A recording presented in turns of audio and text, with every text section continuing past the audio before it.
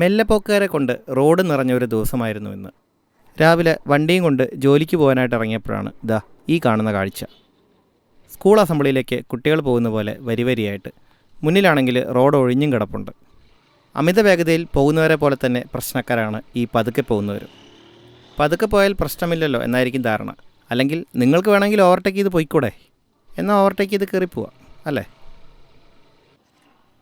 ആ ചേച്ചി പിന്നെയും എന്ന് പറയുന്ന പോലെ തന്നെ വീണ്ടും ആനവണ്ടിയുടെ പിറകിൽപ്പെട്ടു. 2 വണ്ടിക്ക് പോകാനുള്ള 2 ലൈൻ ട്രാക്കാണിത്. എന്നാലും ഇവർ നടുവിലൂടെ പോവുള്ളൂ. പക്ഷേ ഇയാൾ മാത്രമല്ല കാരണം. അതിന് തൊട്ടു മുന്നിലൊരു ഓട്ടോറിക്ഷ പോകുന്നുണ്ട്. ആ ഓട്ടോറിക്ഷയാണ് ഇവിടുത്തെ അടുത്ത മെല്ലെപ്പോക്കുകാരൻ.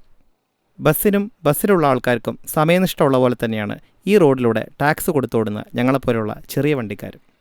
ഇതേപോലെ ഞാനാണ് ഈ ബസ്സിൻ്റെ മുൻപേ വണ്ടി ഓടിച്ചിരുന്നെങ്കിൽ എത്ര തവണ ഈ ബസ് ഹോൺ മുടക്കിയേനെ. 2 വണ്ടികൾക്ക് പോകാവുന്ന ട്രാക്കായതുകൊണ്ട് തന്നെ ഇടതുവശത്തു കൂടെയും ഓവർടേക്ക് ചെയ്യാൻ സാധിക്കും. പക്ഷേ ഈ 2 വാഹനങ്ങളും ഹോൺ അടിച്ചാലും നമുക്ക് വേണ്ടി മാറിത്തരില്ല എന്നുള്ള ദൃഢനിശ്ചയത്തിലാണ് ഓടിക്കൊണ്ടിരിക്കുന്നത്. ഞാൻ ഇടതുവശത്തൂടെ ഓവർടേക്ക് ചെയ്യാൻ ശ്രമിക്കുന്നുണ്ട്. പക്ഷേ ആ ഓട്ടോ സ്ലോ ആക്കി ആ ബസ് എന്നെ ഓവർടേക്ക് ചെയ്ത് കയറി പോവുകയും ചെയ്യുന്നുണ്ട്. അത്രയും നേരം ഓവർടേക്ക് ചെയ്യാൻ ഒരു താല്പര്യമില്ലാത്ത ബസ്സുകാരന് ഞാൻ മുന്നോട്ട് വന്നപ്പോൾ ഓവർടേക്ക് ചെയ്ത് കയറിപ്പോകണം. അവരും പോവില്ല, നമ്മളെ പോവാനും സമ്മതിക്കില്ല എന്ന് ഞാൻ അവിടെ പറയുന്നുണ്ട്. പക്ഷേ ആരോട് പറയാൻ, ആര് കേൾക്കാൻ?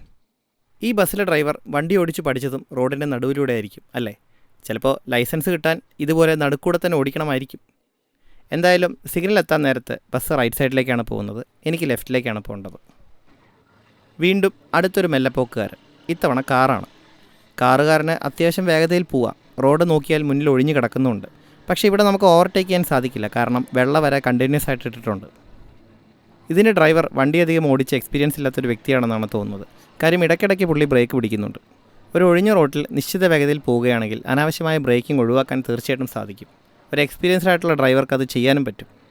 ഇത്തരം ഡ്രൈവർമാരെ കൊണ്ട് പിന്നിൽ വരുന്ന വണ്ടികൾക്ക് വളരെയധികം ബുദ്ധിമുട്ടാണ്. ദൃശ്യസിനിമയിൽ മുരളി ഗോപി സിദ്ദിഖിനോട് ചോദിച്ച പോലെ നിങ്ങളെ എനിക്ക് മനസ്സിലാവുന്നില്ല. അതുതന്നെയാണ് എനിക്ക് ഈ ഡ്രൈവറോട് ചോദിക്കാനുള്ളത്. നിങ്ങളെ എനിക്ക് മനസ്സിലാവുന്നില്ല സഹോ, എന്തിനാണ് ഇങ്ങനെ ചവിട്ടി ചവിട്ടി പോകുന്നത്? സഹികെട്ടൊരു ബൈക്കുകാരൻ ഇടതുവശത്തൂടെ കയറി പോകുന്നുണ്ട്. അപ്പോഴും പുള്ളി ബ്രേക്ക് പിടിക്കുന്നുണ്ട്. എന്തിനാണാവോ? മുന്നിൽ നോക്കിയാൽ മഞ്ഞയും പച്ചയുള്ള ഒരു ഓട്ടോറിക്ഷ വലത്തേക്ക് ഇൻഡിക്കേറ്റർ ഇട്ട് പോയിക്കൊണ്ടിരിക്കുന്നുണ്ട്. പക്ഷേ പുള്ളി ഇടതുവശം പിടിച്ചാണ് വണ്ടി ഓടിക്കുന്നത്. വളരെ വിചിത്രമായ ആചാരങ്ങളുള്ളൊരു റോഡാണിതെന്നാണ് എനിക്ക് തോന്നുന്നത്. ഒരു ചായ കുടിച്ചിട്ട് പോയാലും നിർത്തിയിട്ട്. ഞാൻ ഹോൺ മുഴക്കി നോക്കി. എന്നിട്ട് പുള്ളി വേഗത കൂട്ടുന്ന ലക്ഷണമൊന്നുമില്ല. ഓപ്പോസിറ്റ് സൈഡിൽ നിന്നും ഒരുപാട് വണ്ടികളും വരുന്നുണ്ട്.